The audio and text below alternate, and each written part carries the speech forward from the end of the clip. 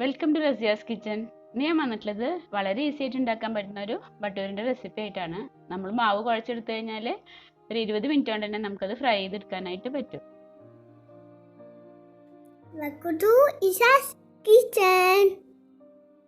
അപ്പോൾ നമ്മൾ ക്യൂക്ക് ബട്ടൂർ ഉണ്ടാക്കാൻ വേണ്ടി ഞാൻ ഇവിടെ 4 കപ്പ് മൈദ എടുത്തിട്ടുണ്ട്, 2 കോഴിമുട്ട, 4 ടേബിൾ സ്പൂൺ തൈര്, പിന്നെ 2 ടേബിൾ സ്പൂൺ പഞ്ചസാര, പിന്നെ 4 ടേബിൾ സ്പൂൺ വനസ്പതി, പിന്നെ സോഡയാണ് എടുത്തിട്ടുള്ളത്. അപ്പോൾ പാലിനും വെള്ളത്തിനൊക്കെ പകരം നമ്മളിവിടെ സോഡയാണ് ഉപയോഗിക്കുന്നത്. അപ്പോൾ നമുക്കിനി ഉണ്ടാക്കാൻ തുടങ്ങാം. അപ്പോൾ ഈ മൈദയിലേക്ക് നമുക്ക് ആദ്യം വനസ്പതി ഇട്ടിട്ട്, അതായത് ഡാൽഡയാണ് ഞാൻ എടുത്തിട്ടുള്ളത്, നമുക്ക് നന്നായി ഒന്ന് മിക്സ് ചെയ്തെടുക്കാം. സാധാരണ നമ്മൾ ബട്ടൂരിക്ക് കുഴച്ച് കഴിഞ്ഞാൽ ഒരു 4-5 മണിക്കൂർ റെസ്റ്റ് ചെയ്യാൻ വെച്ചിട്ട് വേണമല്ലോ നമുക്കത് ഫ്രൈ ചെയ്തെടുക്കണമെങ്കിൽ. അപ്പോൾ ഇതാവുമ്പോൾ നമുക്ക് പെട്ടെന്ന് തന്നെ ഫ്രൈ ചെയ്തെടുക്കാനായിട്ട് പറ്റും. അപ്പോൾ ആ ഒരു റെസിപ്പി നിങ്ങളായിട്ട് ഷെയർ ചെയ്യാമെന്ന് വിചാരിച്ചു. ബട്ടൂരിൻ്റെ റെസിപ്പി ഞാൻ മുന്നേ അപ്ലോഡ് ചെയ്തിട്ടുണ്ട്, പക്ഷെ ഇതൊരു ക്യൂക്ക് ബട്ടൂർ ആയതുകൊണ്ട് അതും കൂടി ഒന്ന് ഷെയർ ചെയ്യാമെന്ന് വിചാരിച്ചു. ഇനി നമുക്ക് മൈദയിലേക്ക് ബാക്കി ഇൻഗ്രീഡിയൻസും കൂടി ചേർത്ത് കൊടുക്കാം. അപ്പോൾ നമുക്ക് ആദ്യം പഞ്ചസാര ഇട്ട് കൊടുക്കാം. പിന്നെ നമുക്ക് ആവശ്യത്തിനുള്ള ഉപ്പിടാം. പിന്നെ തൈര് 4 ടേബിൾ സ്പൂൺ എടുത്തിട്ടുണ്ട്, അത് ചേർത്ത് കൊടുക്കാം. നമ്മൾ എടുത്ത് വെച്ചിട്ടുള്ള 2 കോഴിമുട്ടയും കൂടി ചേർത്ത് കൊടുക്കാം. അതിന് ശേഷം നമുക്കതെല്ലാം കൂടി നന്നായി ഒന്ന് മിക്സ് ചെയ്യാം. നിങ്ങൾ റസിയാസ് കിച്ചൺ ചാനൽ സബ്സ്ക്രൈബ് ചെയ്യാണ്ടാണ് കാണുന്നെങ്കിൽ ഒന്ന് സബ്സ്ക്രൈബ് ചെയ്യണം കേട്ടോ. തൊട്ട് കാണുന്ന ബെല്ലൈക്കനും കൂടി ഒന്ന് ക്ലിക്ക് ചെയ്യണേ. അപ്പോൾ ഇപ്പം നമ്മൾ ബാക്കിയുള്ള ഇൻഗ്രീഡിയൻസ് ഒക്കെ ഇട്ട് നന്നായി മിക്സ് ചെയ്തെടുത്തിട്ടുണ്ട്. ഇനി ഇതിലേക്ക് നമുക്ക് സോഡ ഒഴിച്ചു കൊടുക്കാം. നമുക്ക് മാവ് കുഴച്ചെടുക്കാൻ ആവശ്യത്തിനുള്ള ആ ഒരു നനവിനുള്ള സോഡ മാത്രം ഒഴിച്ചാൽ മതി കേട്ടോ. ഇത് നല്ല സോഫ്റ്റ് ആയിട്ടുള്ള ഒരു മാവാണ് നമുക്ക് വേണ്ടത്. സോഡ ഒഴിച്ച് നമുക്ക് നന്നായി കുഴച്ചെടുക്കാം.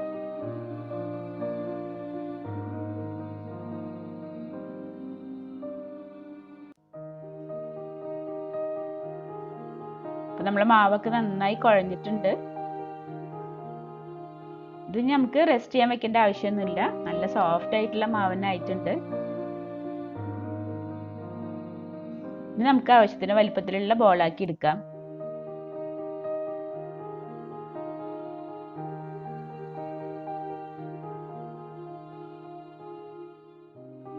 അപ്പൊ ഇനി നമുക്ക് ബട്ടൂര പരത്തിയെടുക്കാം. കുറച്ചൊരു കനത്തിൽ വേണം കേട്ടോ പരത്താനേ. അപ്പോൾ അത്യാവശ്യം വലിയൊരു ബോളാണ് ഞാൻ എടുത്തിട്ടുള്ളത്. അപ്പം നമുക്ക് കുറച്ച് വലിപ്പത്തിലുള്ള ബട്ടൂര ഉണ്ടാക്കാം.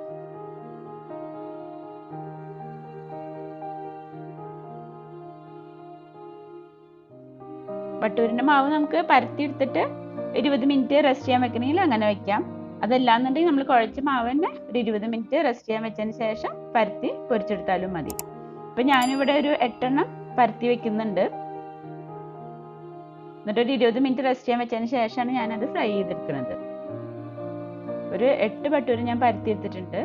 അത് നമുക്കൊരു 20 മിനിറ്റ് റെസ്റ്റ് ചെയ്യാൻ വെക്കാം. അപ്പോൾ ഇപ്പോൾ 20 മിനിറ്റ് ആയിട്ടുണ്ട്.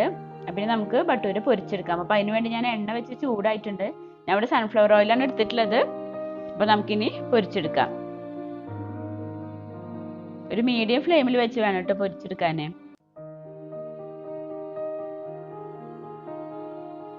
നമ്മൾ ബട്ടൂര ഇപ്പോൾ നന്നായി പൊന്തി വന്നിട്ടുണ്ട്. നമുക്കിതുപോലെ ഒന്നിങ്ങനെ ചട്ടകം വെച്ച് ഒന്നിങ്ങനെ തട്ടിക്കൊടുക്കാം. ഇപ്പോൾ ഒരു സൈഡ് ആയിട്ടുണ്ടെങ്കിൽ നമുക്കൊന്ന് മറിച്ചിട്ട് കൊടുക്കാം. കുറച്ചും കൂടി ഒരു ഗോൾഡൻ കളർ വേണമെന്നുണ്ടെങ്കിൽ അതിനനുസരിച്ച് കുറച്ചും കൂടി ടൈം എടുത്തിട്ട് മറിച്ചിട്ട് കൊടുത്താൽ മതി കേട്ടോ. അപ്പോൾ നമ്മളെ ബട്ടൂരൊക്കെ മുരിച്ചിലൊക്കെ നല്ല പാകമായിട്ടുണ്ട്. ഇനി നമുക്ക് എണ്ണയിൽ നിന്ന് മാറ്റാം.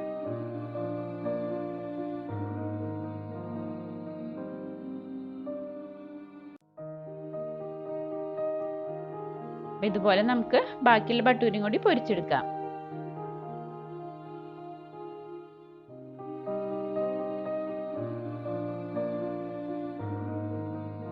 ഈ ഒരു അളവിൽ നിന്ന് നമുക്ക് 12 ബട്ടൂര ഉണ്ടാക്കാൻ പറ്റും കേട്ടോ. ഞാൻ ഇവിടെ മുഴുവനും പരത്തിയിട്ടില്ല, 8 എണ്ണ പരത്തിയിട്ടുള്ളൂ. ബാക്കി മാവ് നമുക്ക് വേണമെങ്കിൽ ഫ്രിഡ്ജിൽ സ്റ്റോർ ചെയ്യാം. ഇത്രയ്ക്ക് മൊരിയിക്കുന്നതാണ് നിങ്ങൾക്ക് ഇഷ്ടം എന്നുണ്ടെങ്കിൽ അങ്ങനെ മൊരിയിക്കാം കേട്ടോ. അപ്പം എന്തായാലും നല്ല ക്രിസ്പി ആയിരിക്കും പുറമൊക്കെ, എന്നാൽ നല്ല സോഫ്റ്റും ഉണ്ടാവും. അപ്പോൾ ഈ ഒരു റെസിപ്പി നിങ്ങൾ ഇതുവരെ ട്രൈ ചെയ്തിട്ടില്ല എന്നുണ്ടെങ്കിൽ തീർച്ചയായിട്ടും ഒന്ന് ട്രൈ ചെയ്ത് നോക്കണം കേട്ടോ. നിങ്ങളുടെ അഭിപ്രായം കമൻറ്റ് ചെയ്യാൻ മറക്കരുത്.